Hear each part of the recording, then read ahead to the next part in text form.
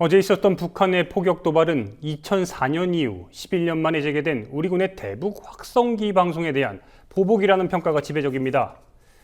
지난 4일에 있었던 DMZ 지뢰 폭발에서부터 우리 정부 당국의 대응, 그리고 이어진 북의 포격 도발까지 일련의 과정들을 장부경 PD가 짚어봤습니다.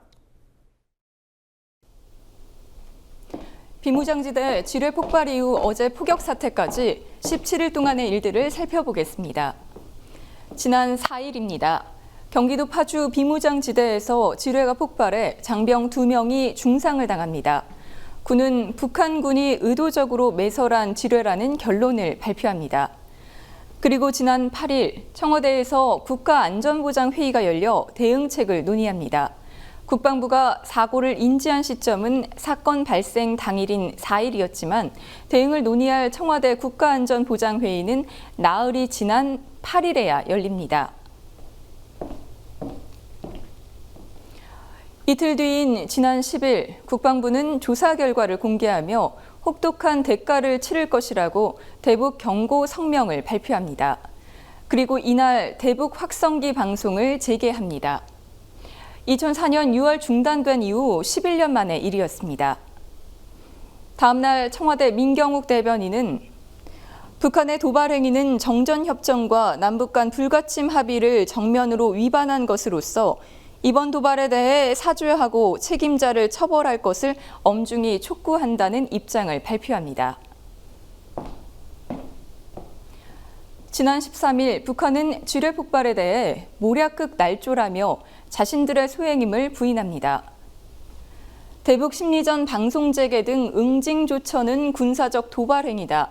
맞설 용기가 있다면 전장에 나와 군사적 결판을 내보자는 발언을 합니다.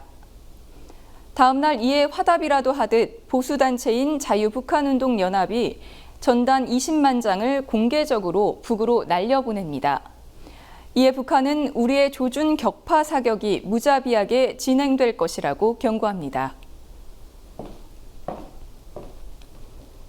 지난 15일 박근혜 대통령은 광복절 경축사에서 북한 지뢰 도발은 결의의 염원을 짓밟은 행위다 이렇게 규탄합니다.